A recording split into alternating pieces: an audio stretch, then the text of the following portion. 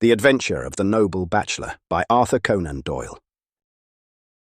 The Lord St. Simon marriage and its curious termination have long ceased to be a subject of interest in those exalted circles in which the unfortunate bridegroom moves. Fresh scandals have eclipsed it, and their more piquant details have drawn the gossips away from this 4-year-old drama. As I have reason to believe, however, that the full facts have never been revealed to the general public, and as my friend Sherlock Holmes had a considerable share in clearing the matter up, I feel that no memoir of him would be complete without some little sketch of this remarkable episode. It was a few weeks before my own marriage, during the days when I was still sharing rooms with Holmes in Baker Street, that he came home from an afternoon stroll to find a letter on the table waiting for him.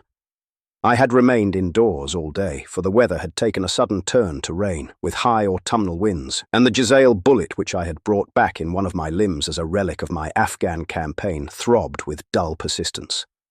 With my body in one easy chair and my legs upon another, I had surrounded myself with a cloud of newspapers until at last, saturated with the news of the day, I tossed them all aside and lay listless, watching the huge crest and monogram upon the envelope upon the table, and wondering lazily who my friend's noble correspondent could be. "Here is a very fashionable epistle," I remarked as he entered. "Your morning letters, if I remember right, were from a fishmonger and a tide waiter." "Yes, my correspondence has certainly the charm of variety," he answered, smiling. "and the humbler are usually the more interesting. This looks like one of those unwelcome social summonses which call upon a man either to be bored or to lie." He broke the seal and glanced over the contents. "Oh, come. It may prove to be something of interest after all." "Not social, then?" "No. Distinctly professional." "And from a noble client?" "One of the highest in England." "My dear fellow, I congratulate you." "I assure you, Watson, without affectation, that the status of my client is a matter of less moment to me than the interest of his case. It is just possible, however, that also may not be wanting in this new investigation. You have been reading the papers diligently of late, have you not?" "It looks like it," said I ruefully, pointing to a huge bundle in the corner. "I have had nothing else to do." "It is fortunate, for you will perhaps be able to post me up. I read nothing except the criminal news and the agony column. The latter is always instructive. But if you have followed recent events so closely, you must have read about Lord St. Simon and his wedding." "Oh yes, with the deepest interest." "That is well. The letter which I hold in my hand is from Lord St. Simon. I will read it to you, and in return, you must turn over these papers and let me have whatever bears upon the matter. This is what he says. My dear Mr. Sherlock Holmes, Lord Backwater tells me that I may place implicit reliance upon your judgment and discretion. I have determined, therefore, to call upon you and to consult you in reference to the very painful event which has occurred in connection with my wedding. Mr. Lestrade, of Scotland Yard, is acting already in the matter, but he assures me that he sees no objection to your cooperation, and that he even thinks that it might be of some assistance. I will call at 4 o'clock in the afternoon, and should you have any other engagement at that time, I hope that you will postpone it, as this matter is of paramount importance. Yours faithfully, Robert St. Simon." It is dated from Grosvenor Mansions, written with a quill pen, and the noble lord has had the misfortune to get a smear of ink upon the outer side of his right little finger, remarked Holmes as he folded up the epistle. "He says 4 o'clock. It is 3 now. He will be here in an hour." "Then I have just time, with your assistance, to get clear upon the subject. Turn over those papers, and arrange the extracts in their order of time, while I take a glance as to who our client is." He picked a red-covered volume from a line of books of reference beside the mantelpiece. "Here he is," said he, sitting down and flattening it out upon his knee. "Lord Robert Walsingham de Vere St. Simon, second son of the Duke of Balmoral. Arms, azure, 3 caltrops in chief over a fess sable. Born in 1846. He's 41 years of age, which is mature for marriage. Was Under Secretary for the Colonies in a late administration. The Duke, his father, was at one time Secretary for Foreign Affairs. They inherit Plantagenet blood by direct descent, and Tudor on the distaff side. Ha! Well, there is nothing very instructive in all this. I think that I must turn to you, Watson, for something more solid. I have very little difficulty in finding what I want, said I, for the facts are quite recent, and the matter struck me as remarkable. I feared to refer them to you, however, as I knew that you had an inquiry on hand and that you disliked the intrusion of other matters. Oh, you mean the little problem of the Grosvenor Square furniture van? That is quite cleared up now, though, indeed, it was obvious from the first. Pray give me the results of your newspaper selections. Here is the first notice which I can find. It is in the personal column of the Morning Post, and dates, as you see, some weeks back. A marriage has been arranged, it says, and will, if rumour is correct, very shortly take place, between Lord Robert St. Simon, second son of the Duke of Balmoral, and Miss Hattie Doran, the only daughter of Aloysius Doran, Esquire, of San Francisco, California, USA. That is all. Terse and to the point, remarked Holmes, stretching his long, thin legs towards the fire. There was a paragraph amplifying this in one of the society papers of the same week. Ah, here it is. There will soon be a call for protection in the marriage market, for the present free trade principle appears to tell heavily against our home product. One by one, the management of the noble houses of Great Britain is passing into the hands of our fair cousins from across the Atlantic. An important addition has been made during the last week to the list of the prizes which have been borne away by these charming invaders. Lord St. Simon, who has shown himself for over 20 years proof against the little god's arrows, has now definitely announced his approaching marriage with Miss Hattie Doran, the fascinating daughter of a California millionaire. Miss Doran, whose graceful figure and striking face attracted much attention at the Westbury House festivities, is an only child, and it is currently reported that her dowry will run to considerably over the 6 figures, with expectancies for the future. As it is an open secret that the Duke of Balmoral has been compelled to sell his pictures within the last few years, and as Lord St. Simon has no property of his own save the small estate of Birchmoor, it is obvious that the Californian heiress is not the only gainer by an alliance which will enable her to make the easy and common transition from a Republican lady to a British peeress. Anything else? Asked Holmes, yawning. Oh yes, plenty.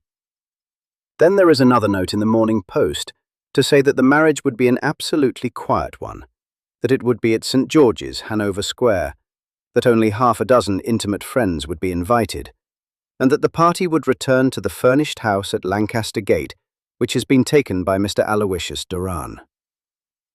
2 days later, that is on Wednesday last, there is a curt announcement that the wedding had taken place, and that the honeymoon would be passed at Lord Backwater's place, near Petersfield. Those are all the notices which appeared before the disappearance of the bride. Before the what? Asked Holmes with a start. The vanishing of the lady. When did she vanish, then? At the wedding breakfast. Indeed. This is more interesting than it promised to be. Quite dramatic, in fact. Yes, it struck me as being a little out of the common. They often vanish before the ceremony, and occasionally during the honeymoon. But I cannot call to mind anything quite so prompt as this. Pray, let me have the details. I warn you that they are very incomplete. Perhaps we may make them less so. Such as they are set forth in a single article of a morning paper of yesterday, which I will read to you. It is headed, Singular Occurrence at a Fashionable Wedding. The family of Lord Robert St. Simon has been thrown into the greatest consternation by the strange and painful episodes which have taken place in connection with his wedding. The ceremony, as shortly announced in the papers of yesterday, occurred on the previous morning, but it is only now that it has been possible to confirm the strange rumours which have been so persistently floating about. In spite of the attempts of the friends to hush the matter up, so much public attention has now been drawn to it that no good purpose can be served by affecting to disregard what is a common subject for conversation. The ceremony, which was performed at St. George's, Hanover Square, was a very quiet one, no one being present save the father of the bride, Mr. Aloysius Doran, the Duchess of Balmoral, Lord Backwater, Lord Eustace and Lady Clara St. Simon, the younger brother and sister of the bridegroom, and Lady Alicia Whittington. The whole party proceeded afterwards to the house of Mr. Aloysius Doran at Lancaster Gate, where breakfast had been prepared. It appears that some little trouble was caused by a woman whose name has not been ascertained, who endeavoured to force her way into the house after the bridal party, alleging that she had some claim upon Lord St. Simon. It was only after a painful and prolonged scene that she was ejected by the butler and the footman. The bride, who had fortunately entered the house before this unpleasant interruption, had sat down to breakfast with the rest, when she complained of a sudden indisposition and retired to her room. Her prolonged absence having caused some comment, her father followed her, but learned from her maid that she had only come up to her chamber for an instant, caught up an ulster and bonnet, and hurried down to the passage. One of the footmen declared that he had seen a lady leave the house thus apparelled, but had refused to credit that it was his mistress, believing her to be with the company. On ascertaining that his daughter had disappeared, Mr. Aloysius Doran, in conjunction with the bridegroom, instantly put themselves in communication with the police, and very energetic inquiries are being made, which will probably result in a speedy clearing up of this very singular business. Up to a late hour last night, however, nothing had transpired as to the whereabouts of the missing lady. There are rumours of foul play in the matter, and it is said that the police have caused the arrest of the woman who had caused the original disturbance, in the belief that, from jealousy or some other motive, she may have been concerned in the strange disappearance of the bride. And is that all? Only one little item in another of the morning papers, but it is a suggestive one. And it is? That Miss Flora Miller, the lady who had caused the disturbance, has actually been arrested. It appears that she was formerly a danseuse at the Allegro, and that she has known the bridegroom for some years. There are no further particulars, and the whole case is in your hands now, so far as it has been set forth in the public press. And an exceedingly interesting case it appears to be. I would not have missed it for worlds. But there is a ring at the bell, Watson, and as the clock makes it a few minutes after 4, I have no doubt that this will prove to be our noble client. Do not dream of going, Watson, for I very much prefer having a witness, if only as a check to my own memory. Lord Robert St. Simon, announced our page boy, throwing open the door. A gentleman entered, with a pleasant, cultured face, high-nosed and pale, with something perhaps of petulance about the mouth, and with the steady, well-opened eye of a man whose pleasant lot it had ever been to command, and to be obeyed. His manner was brisk, and yet his general appearance gave an undue impression of age, for he had a slight forward stoop and a little bend of the knees as he walked. His hair, too, as he swept off his very curly-brimmed hat, was grizzled round the edges and thin upon the top. As to his dress, it was careful to the verge of foppishness, with high collar, black frock coat, white waistcoat, yellow gloves, patent leather shoes, and light-coloured gaiters. He advanced slowly into the room, turning his head from left to right and swinging in his right hand the cord which held his golden eyeglasses. Good day, Lord St. Simon, said Holmes, rising and bowing. Pray take the basket chair. This is my friend and colleague, Dr. Watson. Draw up a little to the fire, and we will talk this matter over. A most painful matter to me, as you can most readily imagine, Mr. Holmes. I have been cut to the quick. I understand that you have already managed several delicate cases of this sort, sir, though I presume that they were hardly from the same class of society. No, I am descending. I beg pardon. My last client of the sort was a king. Oh, really? I had no idea. And which king? The King of Scandinavia. What? Had he lost his wife? You can understand, said Holmes suavely. But I extend to the affairs of my other clients the same secrecy which I promised to you in yours. Of course, very right, very right. I'm sure I beg pardon. As to my own case, I am ready to give you any information which may assist you in forming an opinion. Thank you.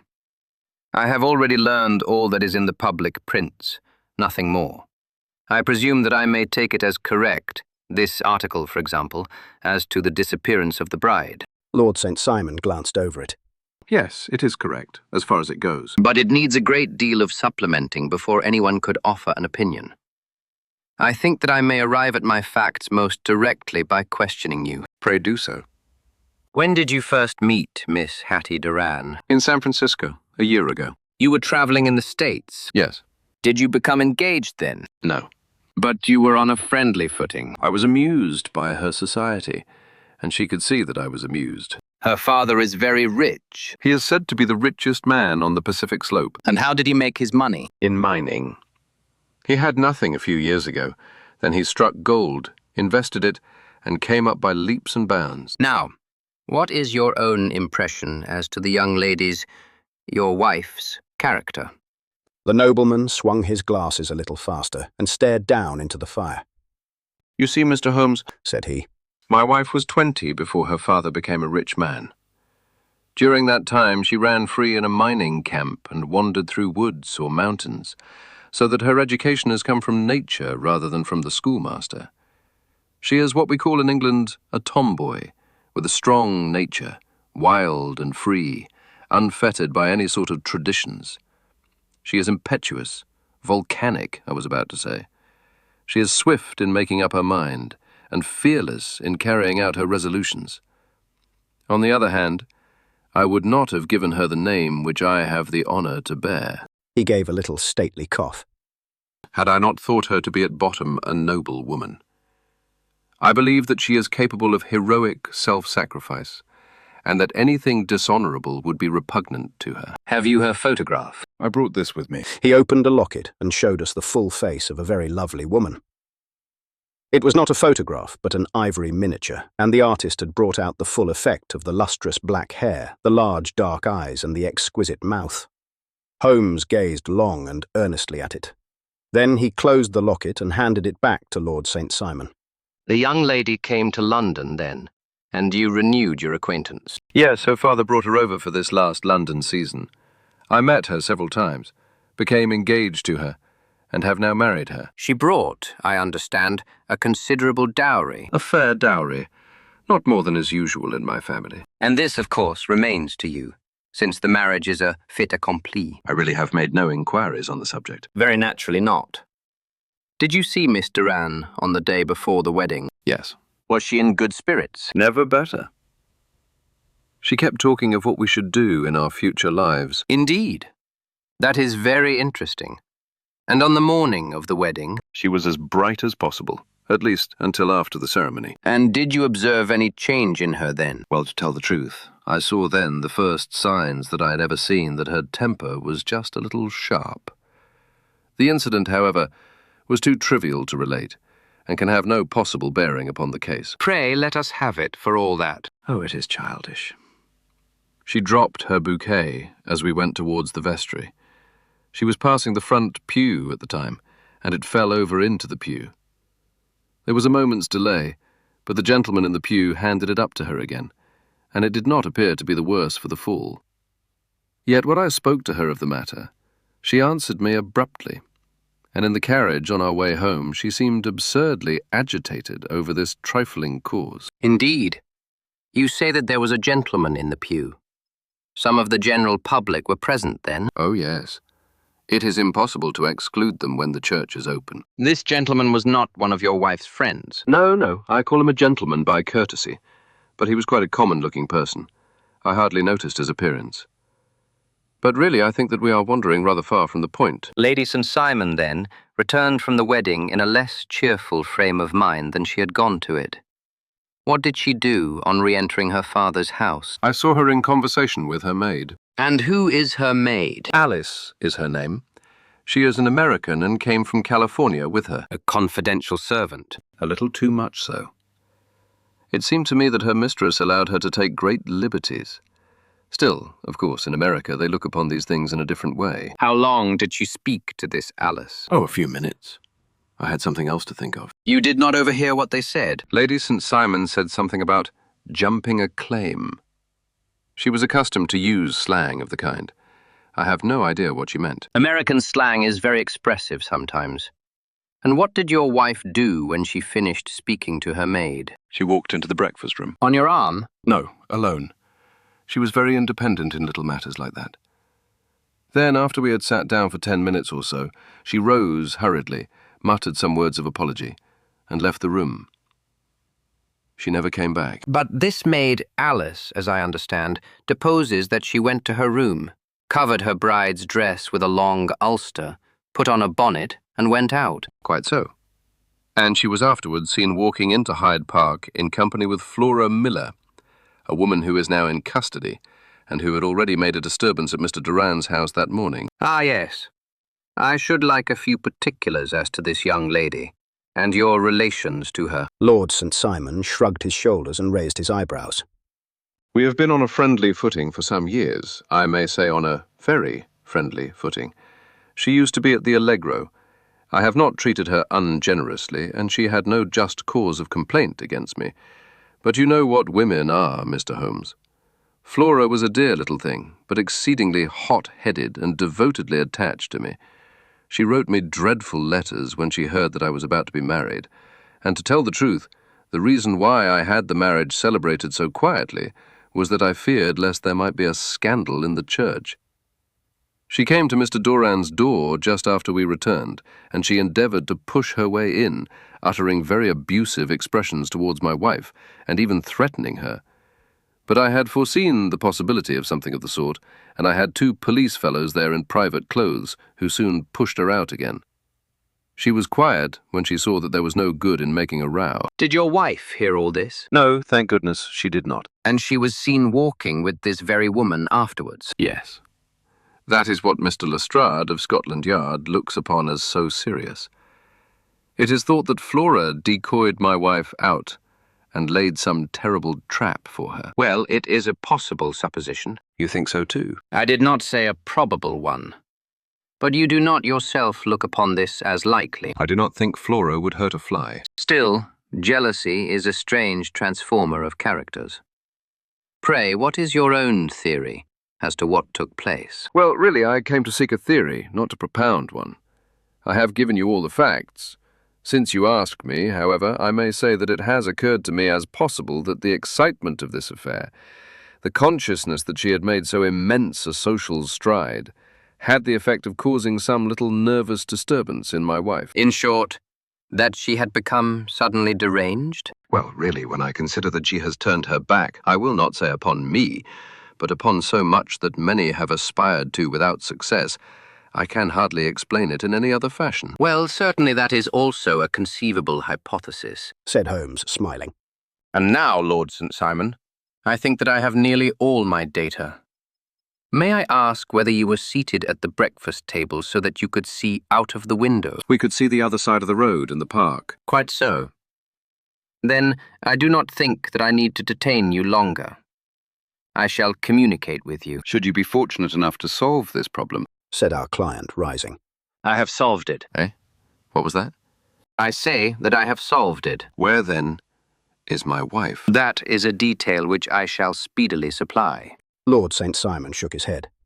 I am afraid that it will take wiser heads than yours or mine, he remarked, and bowing in a stately, old-fashioned manner, he departed.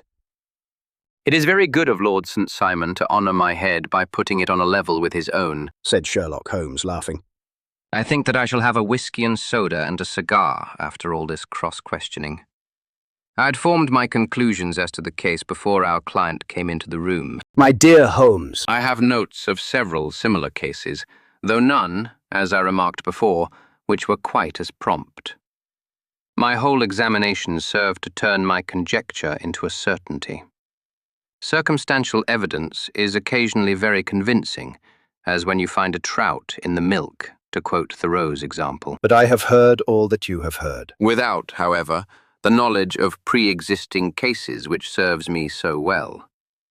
There was a parallel instance in Aberdeen some years back, and something on very much the same lines at Munich, the year after the Franco-Prussian War. It is one of these cases, but... Hello. Here is Lestrade. Good afternoon, Lestrade.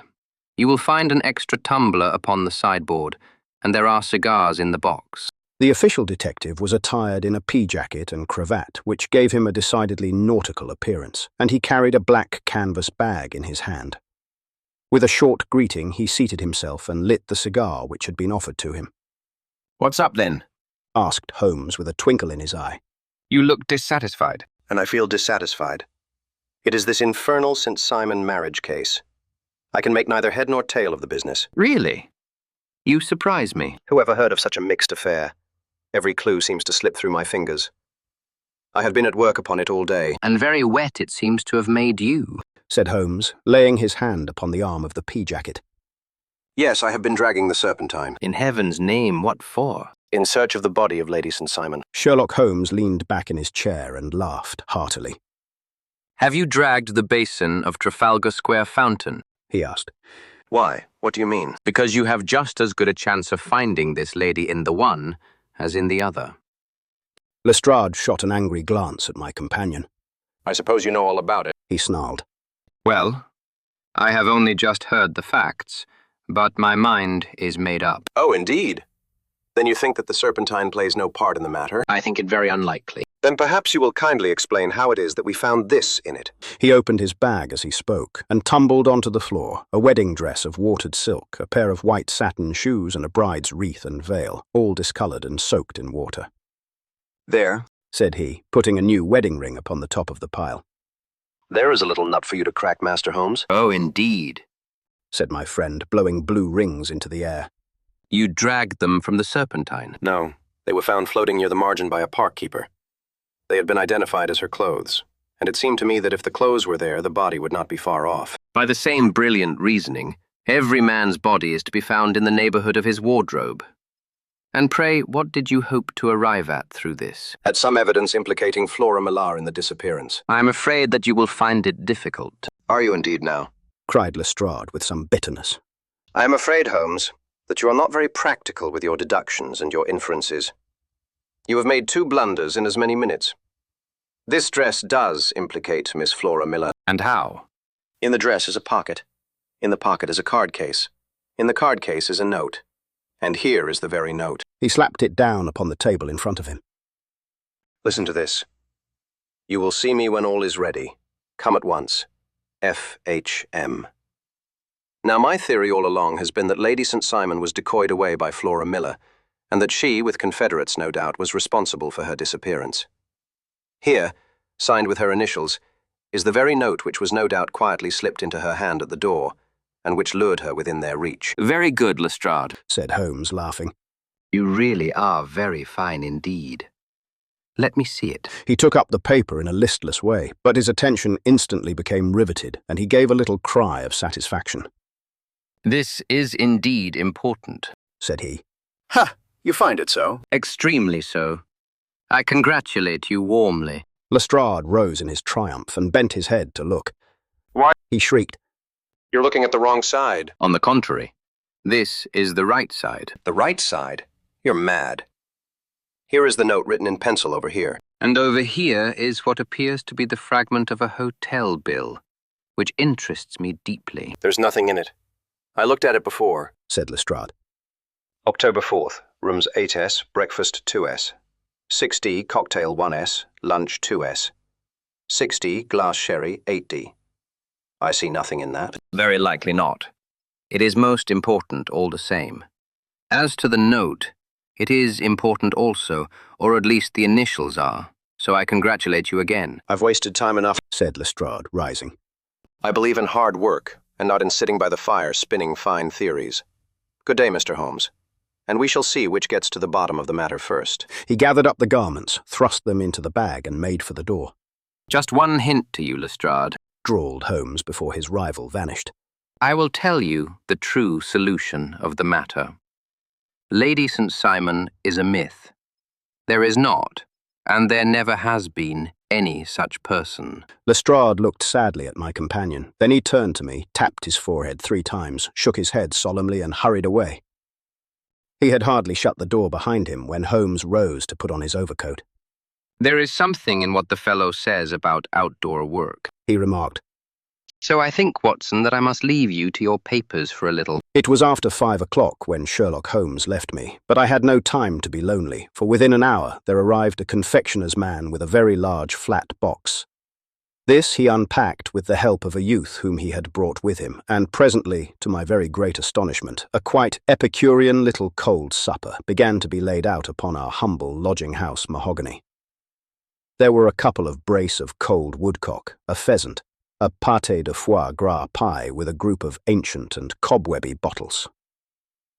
Having laid out all these luxuries, my two visitors vanished away, like the genii of the Arabian Nights, with no explanation save that the things had been paid for and were ordered to this address.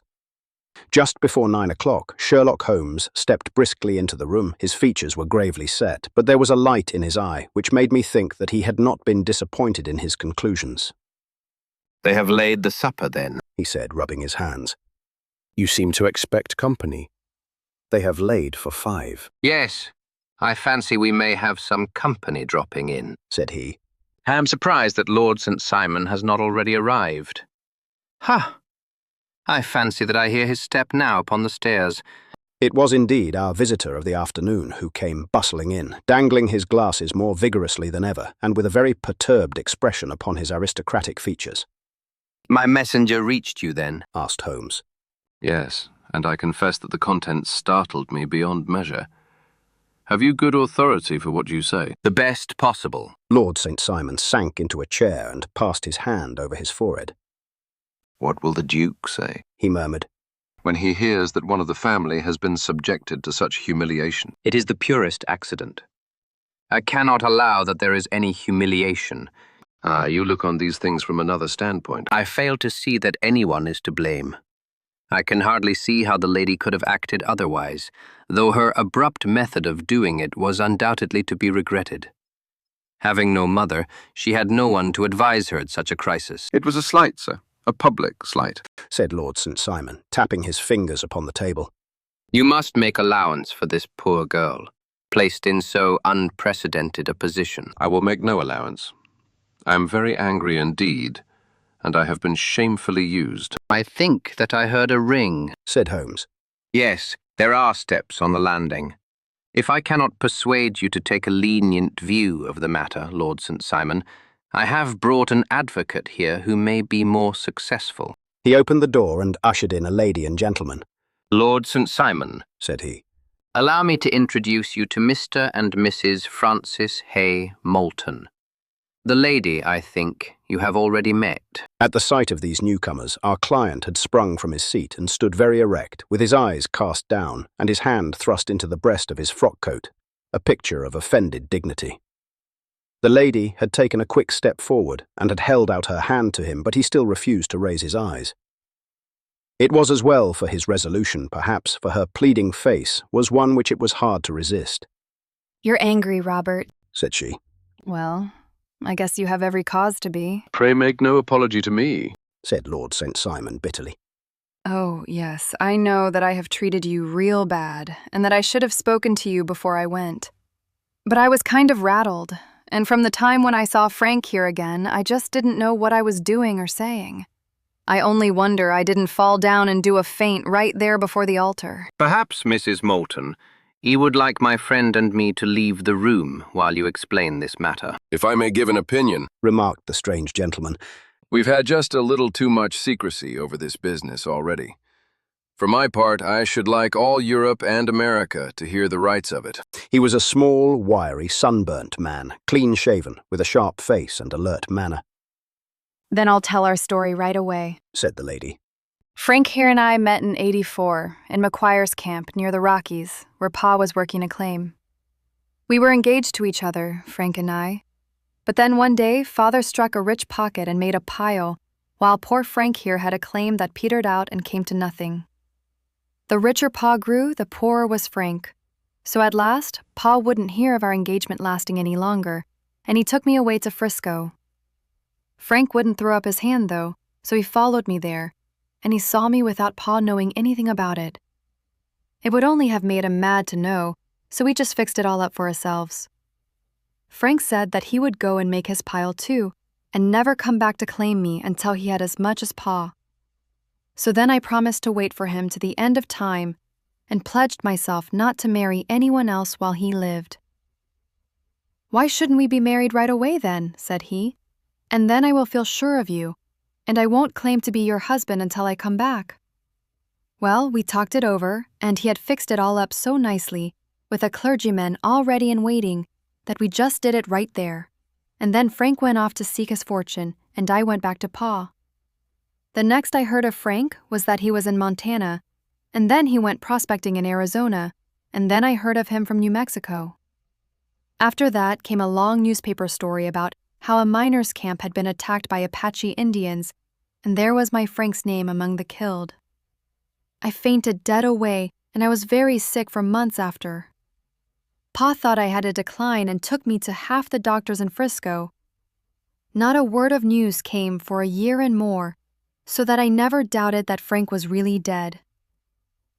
Then Lord St. Simon came to Frisco, and we came to London, and a marriage was arranged, and Pa was very pleased. But I felt all the time that no man on this earth would ever take the place in my heart that had been given to my poor Frank. Still, if I had married Lord St. Simon, of course I'd have done my duty by him. We can't command our love, but we can our actions. I went to the altar with him, with the intention to make him just as good a wife as it was in me to be. But you may imagine what I felt when, just as I came to the altar rails, I glanced back and saw Frank standing and looking at me out of the first pew. I thought it was his ghost at first, but when I looked again, there he was still, with a kind of question in his eyes, as if to ask me whether I were glad or sorry to see him. I wonder I didn't drop. I know that everything was turning round, and the words of the clergyman were just like the buzz of a bee in my ear. I didn't know what to do. Should I stop the service and make a scene in the church? I glanced at him again, and he seemed to know what I was thinking, for he raised his finger to his lips to tell me to be still. Then I saw him scribble on a piece of paper, and I knew that he was writing me a note. As I passed his pew on the way out, I dropped my bouquet over to him, and he slipped the note into my hand when he returned me the flowers. It was only a line asking me to join him when he made the sign to me to do so. Of course, I never doubted for a moment that my first duty was now to him, and I determined to do just whatever he might direct. When I got back, I told my maid, who had known him in California and had always been his friend. I ordered her to say nothing, but to get a few things packed and my ulster ready. I know I ought to have spoken to Lord St. Simon, but it was dreadful hard before his mother and all those great people. I just made up my mind to run away and explain afterwards. I hadn't been at the table 10 minutes before I saw Frank out of the window at the other side of the road. He beckoned to me and then began walking into the park. I slipped out, put on my things, and followed him. Some woman came talking something or other about Lord St. Simon to me. Seemed to me from the little I heard as if he had a little secret of his own before marriage also. But I managed to get away from her and soon overtook Frank. We got into a cab together and away we drove to some lodgings he had taken in Gordon Square. And that was my true wedding after all those years of waiting. Frank had been a prisoner among the Apaches, had escaped, came on to Frisco, found that I had given him up for dead and had gone to England, followed me there, and had come upon me at last on the very morning of my second wedding. I saw it in a paper, explained the American. It gave the name and the church, but not where the lady lived. Then we had a talk as to what we should do, and Frank was all for openness, but I was so ashamed of it all that I felt as if I should like to vanish away and never see any of them again, just sending a line to Pa, perhaps, to show him that I was alive. It was awful to me to think of all those lords and ladies sitting round that breakfast table and waiting for me to come back. So Frank took my wedding clothes and things and made a bundle of them, so that I should not be traced, and dropped them away somewhere where no one could find them.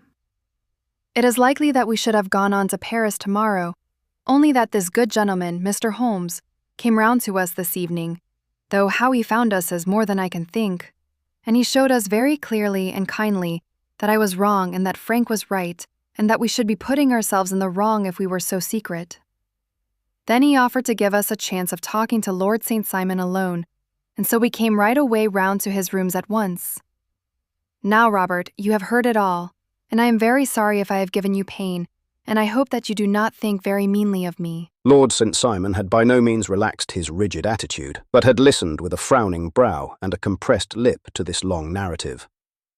"Excuse me," He said, "but it is not my custom to discuss my most intimate personal affairs in this public manner." Then you won't forgive me? You won't shake hands before I go? "Oh, certainly, if it would give you any pleasure." He put out his hand and coldly grasped that which she extended to him. I had hoped Suggested Holmes. that you would have joined us in a friendly supper. "I think that there you ask a little too much." Responded his lordship. "I may be forced to acquiesce in these recent developments, but I can hardly be expected to make merry over them. I think that with your permission, I will now wish you all a very good night." He included us all in a sweeping bow and stalked out of the room, Then I trust that you at least will honor me with your company. said Sherlock Holmes. It is always a joy to meet an American, Mr. Moulton, for I am one of those who believe that the folly of a monarch and the blundering of a minister in far-gone years will not prevent our children from being someday citizens of the same world-wide country under a flag which shall be a quartering of the Union Jack with the stars and stripes. The case has been an interesting one, Remarked Holmes when our visitors had left us. because it serves to show very clearly how simple the explanation may be of an affair which at first sight seems to be almost inexplicable. Nothing could be more natural than the sequence of events as narrated by this lady, and nothing stranger than the result when viewed, for instance, by Mr. Lestrade of Scotland Yard. You were not yourself at fault at all, then? From the first, two facts were very obvious to me. The one that the lady had been quite willing to undergo the wedding ceremony, the other that she had repented of it within a few minutes of returning home. Obviously something had occurred during the morning, then, to cause her to change her mind. What could that something be? She could not have spoken to anyone when she was out, for she had been in the company of the bridegroom. Had she seen someone, then? If she had, it must be someone from America, because she had spent so short a time in this country that she could hardly have allowed anyone to acquire so deep an influence over her that the mere sight of him would induce her to change her plans so completely. You see, we have already arrived, by a process of exclusion, at the idea that she might have seen an American. Then who could this American be, and why should he possess so much influence over her? It might be a lover, it might be a husband. Her young womanhood had, I knew, been spent in rough scenes and under strange conditions. So far I had got before I ever heard Lord St. Simon's narrative. When he told us of a man in a pew, of the change in the bride's manner, of so transparent a device for obtaining a note as the dropping of a bouquet, of her resort to her confidential maid, and of her very significant allusion to claim jumping, which in miners' parlance means taking possession of that which another person has a prior claim to, the whole situation became absolutely clear. She had gone off with a man, and the man was either a lover or was a previous husband, the chances being in favor of the latter. And how in the world did you find them? It might have been difficult, but friend Lestrade held information in his hands, the value of which he did not himself know. The initials were, of course, of the highest importance, but more valuable still was it to know that within a week he had settled his bill at one of the most select London hotels. How did you deduce the select? By the select prices. 8 shillings for a bed and 8pence for a glass of sherry pointed to one of the most expensive hotels. There are not many in London which charge at that rate. In the second one which I visited in Northumberland Avenue, I learned by an inspection of the book that Francis H. Moulton, an American gentleman, had left only the day before, and on looking over the entries against him, I came upon the very items which I had seen in the duplicate bill. His letters were to be forwarded to 226 Gordon Square, so thither I travelled, and being fortunate enough to find the loving couple at home, I ventured to give them some paternal advice, and to point out to them that it would be better in every way that they should make their position a little clearer both to the general public and to Lord St. Simon in particular. I invited them to meet him here, and as you see, I made him keep the appointment. But with no very good result, I remarked. His conduct was certainly not very gracious, Ah, Watson, said Holmes, smiling. perhaps you would not be very gracious either, if after all the trouble of wooing and wedding, you found yourself deprived in an instant of wife and of fortune.